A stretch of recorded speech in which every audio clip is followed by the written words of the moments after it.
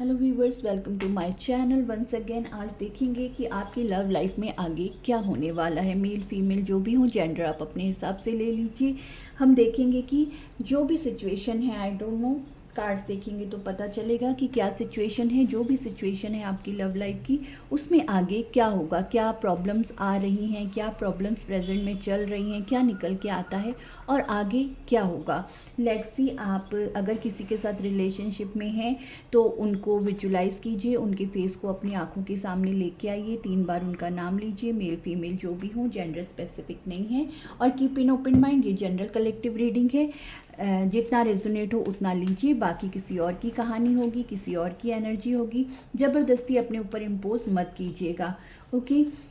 और बहुत सारी रीडिंग्स हैं मेरे चैनल पे, आप हो सकता है, और सारी की सारी रीडिंग टाइमलेस होती हैं। अगर आपको किसी और टॉपिक पे रीडिंग देखनी है तो आप वहाँ पे भी जाके देख सकते हैं, शायद वो रीडिंग आपके साथ रेजोनेट हो जाए, ओके।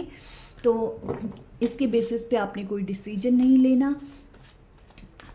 कभी भी आपको किसी डिसीजन तक पहुंचना है तो आप अपनी प्राइवेट रीडिंग लीजिए। प्राइवेट रीडिंग पेड होती है और सिंगल क्वेश्चन भी आप पूछ सकते हैं, वो भी डिटेल में आंसर किए जाते हैं। सिंगल क्वेश्चन ज़्यादा कॉस्टली नहीं होता है, डिटेल रीडिंग थोड़ी कॉस्टली होती है, ओके। तो क्योंकि डिटेल रीडिंग में टाइम बहुत ज़्यादा होता है, 40 मिनट्स तक की रीडिंग हो जाती है, जो हम पूरी तरीके से देखते हैं फुल, ओके। तो इस अपनी प्राइवेट रीडिंग लेकर ही आप किसी डिसीजन पर 2 बार 9 ऑफ वैंस मुझे यहाँ पे दिखाई दिया है शफल करने टाइम। आना होगा तो ज़रूर आएगा रीडिंग में, आई डोंट नो, कोई मैसेज है 9 ऑफ वैंस के साथ। तो प्राइवेट रीडिंग के बेसिस पर ही आप किसी डिसीजन पर पहुँचा कीजिए, ओके। और अगर आपसे रीडिंग रेजोनेट नहीं होती तो आप आधे में छोड़ के जा सकते हैं, किसी और की एनर्जी होगी, किसी और की कहानी होगी, ओके। तो कीप इन ओपन माइंड, एकदम पॉजिटिव होकर रीडिंग को देखा कीजिए। चलिए देखते हैं आपकी लव लाइफ में आगे क्या होने वाला है। यूनिवर्स हमें बताएं, what is next my viewers love life, what is next going, आगे क्या होगा मेरे व्यूवर्स की लव लाइफ में, आगे क्या होगा। ओम नमः शिवाय। व्हाट इज़ नेक्स्ट, क्या होने वाला है। आप कांटेक्ट में हैं, नो कांटेक्ट में हैं, मैंने आज ऐसा कुछ भी नहीं रखा है कि सिंगल हैं, मैरिड हैं, जस्ट ओपन रीडिंग है कि आगे क्या होगा, ओके। लेट्स सी कार्ड्स क्या कहते हैं, टैरो हमें क्या बताता है, ओके। आगे क्या होगा, सबसे पहले 4 ऑफ वैंस, 11 की एनर्जी आ चुकी है, क्लेम कीजिए इस एनर्जी को। सबसे पहले देखिए, इतना शफलिंग करके सबसे ऊपर कार्ड 4 ऑफ वैंस का आया है। तो आपको नेक्स्ट क्या होगा, शादी होगी आपकी भाई, मैरिज आएगी आपकी आगे। द हैंग्ड मैन, ओके, कोई तो लटका हुआ है आपके पीछे। क्वीन ऑफ सोर्स, बाप रे, आप तो बहुत पावर में हैं, बहुत पावरफुल एनर्जी निकल के आई है आपकी। द हेरोफेंट, ओके, एक second. The hierophant major arcana, 6 of cups, beautiful energy. 7 of cups, next ace of cups. अभी मैंने एक रीडिंग की थी, अभी डाली नहीं है, शॉर्ट बनाया था, उसमें भी यही एनर्जी निकल के आई थी। उसमें भी hierophant, 6 of cups, 7 of cups और एस ऑफ कप्स। मुझे लगता है ये उन्हीं कलेक्टिव की मैं एनर्जी पिक कर रही हूँ जिसकी मुझे वहाँ रीडिंग में पिक हुई है। 4 ऑफ सोर्ड्स, ओके।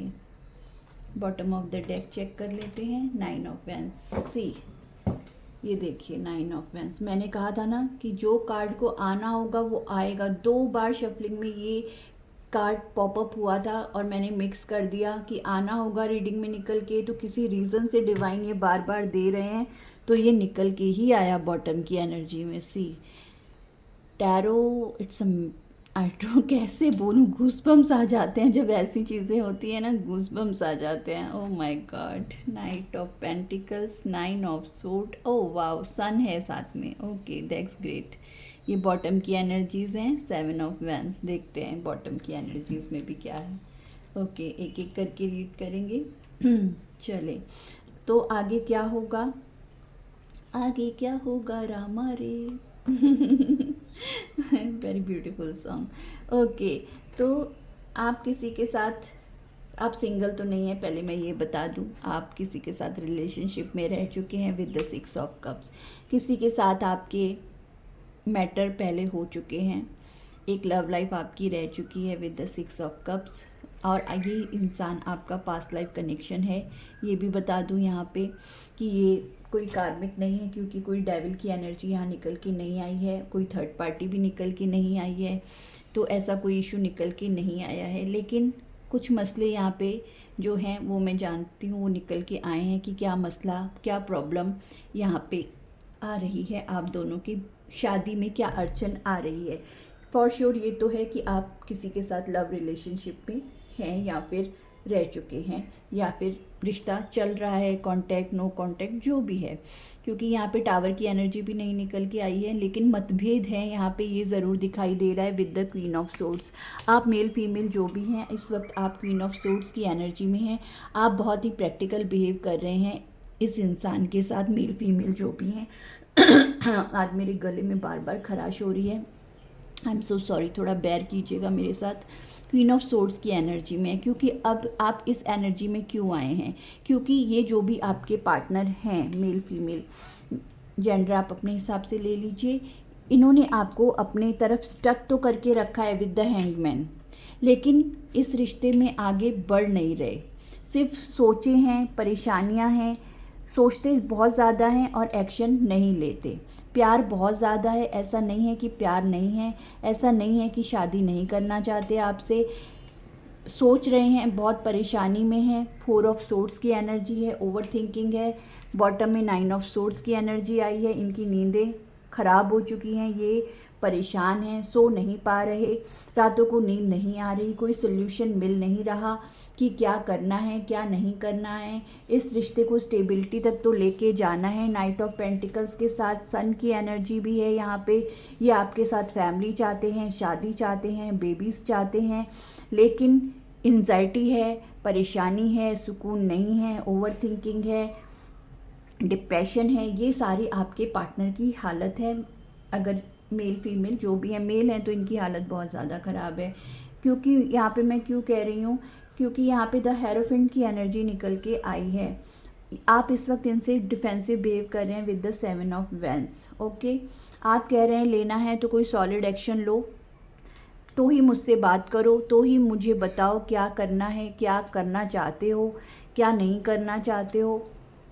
ठीक है, तो आपने अपनी एक सॉलिड बाउंड्री सेट कर दी है इस इंसान के साथ with the queen of swords. आपने अपनी एक बाउंड्रीज बना ली हैं कि मुझे क्लोज़र चाहिए, मुझे फाइनल डिसीजन चाहिए कि आप क्या करना चाहते हो। आपके जो भी पार्टनर हैं मेल फीमेल, अगर वो किसी डिसीजन तक नहीं पहुंच पा रहे तो आप क्वीन ऑफ सोर्ड्स की एनर्जी में हो। आप इमोशंस आपने देना बंद कर दिया है इस इंसान को with the ace of cups.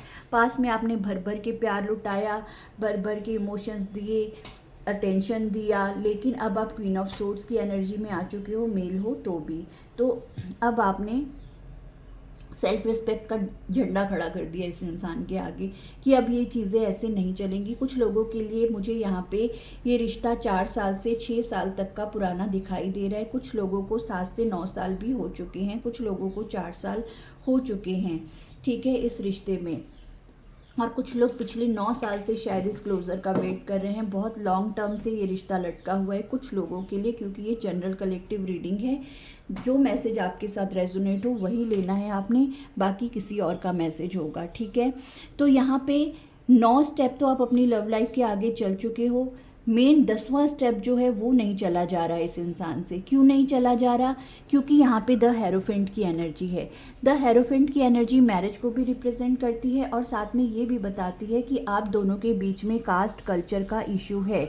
आप दोनों के बीच में यहाँ पे परेशानी ये है कि आप दोनों अलग अलग रिलीजन से हैं, आप दोनों में डिफरेंसेस हैं, कास्ट के, कल्चर के डिफरेंसेस हैं। यहाँ पे आपकी कास्ट अलग है, उनकी कास्ट अलग है, ठीक है, मतलब स्टेटस का फ़र्क भी हो सकता है कुछ लोगों के लिए, क्योंकि यहाँ पे 7 ऑफ कप्स की एनर्जी विद द हैंगमैन निकल के आई है।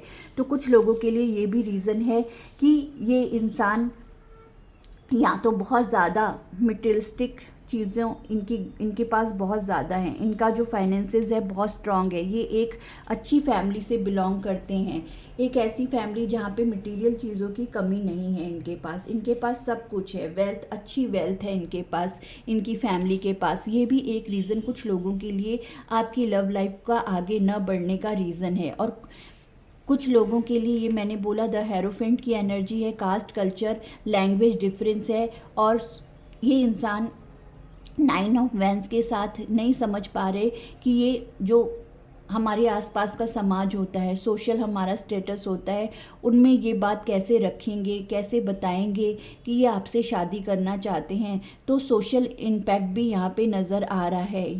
4 लोग वो जो होते हैं ना दुनिया में, 4 लोग क्या कहेंगे, वो वाला सीन भी आपकी लव लाइफ में बना हुआ है कि 4 लोग क्या कहेंगे।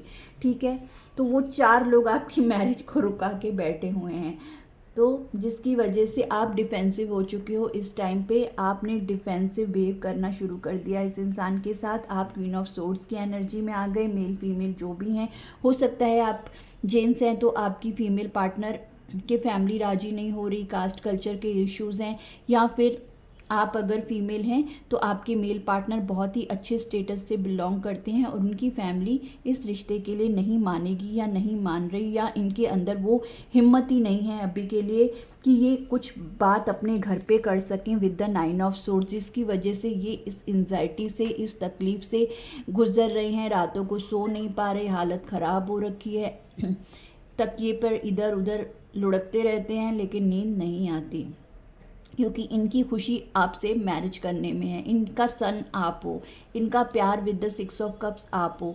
ठीक है, लेकिन क्या करें क्या ना करें, क्या करें क्या ना करें, ऐसी हालत हो रखी है कि कोई रास्ता नज़र नहीं आ रहा। एंजाइटी लेवल बहुत ही पीक पे है with the 9 of swords. Okay, जिसकी वजह से इनको थोड़े बैक पेन इश्यूज़ भी हो रहे होंगे। मेल फीमेल जो भी हैं, बैक पेन इनको रहता होगा ओवर थिंकिंग की वजह से। तो अब आगे क्या होगा? अब आगे ये होगा कि ये जो हर्डल्स हैं, ये जो प्रॉब्लम्स हैं, ये सॉल्व होंगे, ये सॉल्व होंगे। ये मैं नहीं कह रही, ये खुद ईश्वर कह रहे हैं। यहाँ मेजर अरकाना है द हेरोफेंट, 4 ऑफ वैंस, 11 है, एंजल नंबर है, सन कार्ड मेजर अरकाना है, जो ये बता रहा है कि इस रिश्ते का सूरज निकलेगा, इस रिश्ते में प्रॉस्पेरिटी आएगी, आप दोनों की मैरिज होगी।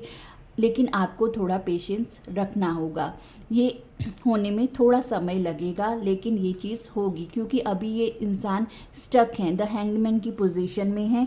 इनको थोड़ा वक्त दीजिए, इनको थोड़ा टाइम दीजिए।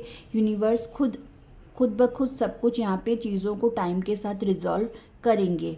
ठीक है, तो अभी ये हैंगमैन की पोजीशन में हैं, ओवर थिंकिंग से गुजर रहे हैं, परेशान हैं, सो नहीं पा रहे हैं, लोगों के, दुनिया के बारे में, फैमिली के बारे में बहुत ज़्यादा सोच रहे हैं कि कैसे हैंडल करना है, लेकिन अभी तक इनको कोई रास्ता नज़र नहीं आ रहा है। एंजाइटी अपनी पीक पे है विद द 9 ऑफ सोर्ड्स, लेकिन कुछ भी समझ नहीं आ रहा कि करना क्या है। लेकिन यूनिवर्स हमें यहाँ पे ये बता रहे हैं कि आप धैर्य धारण कीजिए। 4 ऑफ वैंस की एनर्जी है, मैं सब देख रहा हूँ। यूनिवर्स यहाँ पे प्रेजेंट है आपकी लव लाइफ में विद द सन कार्ड। ये फ्यूचर है आपकी लव लाइफ का कि मैरिज तो होगी। 11 आपके ऊपर एंजल्स की ब्लेसिंग्स हैं, आपके ऊपर यूनिवर्स की ब्लेसिंग्स हैं, आपकी मैरिज पक्का होगी इस इंसान के साथ। सन निकलेगा आपका इस इंसान के साथ, फैमिली भी लिखा हुआ है, सन कार्ड बेबी को भी रिप्रेजेंट करता है, तो एक फैमिली भी बनेगी इस इंसान के साथ, आपकी बच्चे भी होंगे। यूनिवर्स यहाँ पे हमें ये पहले ही 2 कार्ड्स में ये चीज़ 4 ऑफ वैंस के साथ यहाँ पे हमें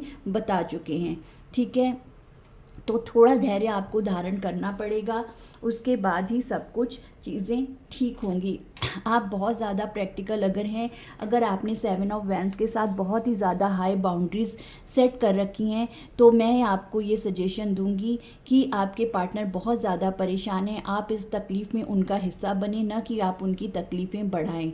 हो सकता है कि आप भी मतलब इंतज़ार कर करके उसके बाद ही ये रूप आपने धारण किया हो, लेकिन आपको ठीक है बाउंड्रीज़ आप सेट कीजिए। मैं ये नहीं कहती कि आप नहीं सेट कीजिए, लेकिन थोड़े इमोशंस, थोड़ा प्यार इस इंसान को ज़रूरत है आपके सपोर्ट की। ये मैं आपको गाइडेंस दे रही हूँ, आगे आपकी मर्ज़ी है। जनरल कलेक्टिव रीडिंग है, आप अपनी लव लाइफ को बेहतर जानते हैं, तो आप जैसा डिसीजन ठीक समझें वैसा ही लीजिए। मैं सिर्फ यहाँ पे गाइडेंस दे रही हूँ, तो आगे आपकी पर्सनल लाइफ है। तो आपको थोड़ा अपनी बाउंड्रीज़ को नीचे करने की ज़रूरत है। आपको थोड़ा इनको प्यार और सहयोग दिखाने की ज़रूरत है इस इंसान को। बेशक आप ज़्यादा मिलिए जुलिए मत, आप अपनी बाउंड्रीज़ में रहिए, लेकिन इतना ज़्यादा प्रेशर मत बनाइए कि इस इंसान की हालत इतनी ज़्यादा ख़राब हो रखी है, इतना ज़्यादा हैवी एनर्जी में ये इस वक्त जा चुके हैं। तो चीज़ें सुधरेंगी। आप थोड़ा सा एकदम सॉफ्ट मत होइए, लेकिन थोड़ा सॉफ्टनेस आप दिखाएं तो ये चीज़ें धीरे धीरे, टाइम लगेगा इस चीज़ को सॉल्व होने में, परिवार को मनाने में, परिवार को आपके लिए राज़ी करने के लिए, क्योंकि यहाँ लोगों का इंटरफेरेंस भी है। मतलब हो सकता है रिश्तेदारों का भी इनकी फैमिली में बहुत ज़्यादा पूछा जाता है, दादा, बड़े चाचा, ये वो, मतलब जितने भी बड़े लोग होते हैं जो हमारे समाज का हिस्सा होते हैं, परिवार का हिस्सा होते हैं, उनकी बहुत चलती है इनके घर में। ऐसा भी हो सकता है जिसकी वजह से किसी एक का अप्रूवल नहीं चाहिए, इनको बहुत सारे लोगों का अप्रूवल लेने की ज़रूरत है इस मैरिज के लिए, इस शादी के लिए, इनको मनाने के लिए। लेकिन नाइट ऑफ पेंटिकल्स की भी एनर्जी है, ये एक सॉलिड रिश्ता आपको देना चाहते हैं, धीरे धीरे आपकी तरफ बढ़ के आपको मनाना चाहते हैं। आप रूठे हुए हैं इस वक्त इनसे, ये मुझे यहाँ पे अच्छी तरह दिखाई दे रहा है। आपने अपनी इमोशंस का कब देना, इनको इमोशंस दिखाने बंद कर दिए हैं। ये आपकी तरफ आने से भी अभी थोड़ा हिचक रहे हैं, ये भी यहाँ पे दिखाई दे रहा है, लेकिन चीज़ें सुधरेंगी। मैंने बोला था व्हाट इज़ नेक्स्ट, इस लव लाइफ में आगे क्या होगा, तो इस लव लाइफ में आगे मैरिज होगी, सन निकलेगा। द हेरोफेंट भी मैरिज को रिप्रेजेंट करता है और दोनों चीज़ों को ही रिप्रेजेंट करता है, कास्ट कल्चर के डिफरेंसेस को भी और मैरिज को भी। तो ये मेजर अरकाना है, ये मेजर अरकाना है, ये मेजर अरकाना है। तो ये मेजर अरकाना यहाँ पे हाजिर हैं आपकी रीडिंग में। 3 बड़े मेजर अरकाना निकल के आए हैं। तो आपको यहाँ पे थोड़ा धैर्य धारण करने की ज़रूरत है, यूनिवर्स को सरेंडर कर दीजिए। ये सन आपकी लाइफ में लिखा गया है, ये 11-11 की एनर्जी, ये मैरिज की एनर्जी आपकी लव लाइफ में लिखी गई है। तो ये है आपकी रीडिंग कि व्हाट इज़ नेक्स्ट क्या होगा। नेक्स्ट इस इंसान के साथ आपकी शादी होगी, बच्चे होंगे, ठीक है। कितनों को ये ब्लेसिंग मिलेगी I don't know what is next in your love life में, लेकिन क्लेम कीजिए, कमेंट बॉक्स में 11-11 लिखिए, आई क्लेम इट लिखिए। यूनिवर्स की ब्लेसिंग्स को अपनी तरफ रिसीव कीजिए, देर सवेर एक एक करके मेरे सारे कलेक्टिव्स को के जीवन में ये सन की एनर्जी आए, मेरी यही दुआ है। इसके साथ मैं इस रीडिंग को यहीं पे समाप्त करती हूँ। पर्सनल रीडिंग के लिए आप मुझे व्हाट्सएप कर सकते हैं, मैं कॉल नहीं लेती, और व्हाट्सएप पे आप मुझसे कनेक्ट कर सकते हैं या फिर मेल कर सकते हैं। ओके, तो ये है आपकी reading what is next in your love life. Claim करें इस एनर्जी को, बहुत ही सुंदर सन और 11-11 की एनर्जी निकल के आई है। Thank you so much, bye bye, take care.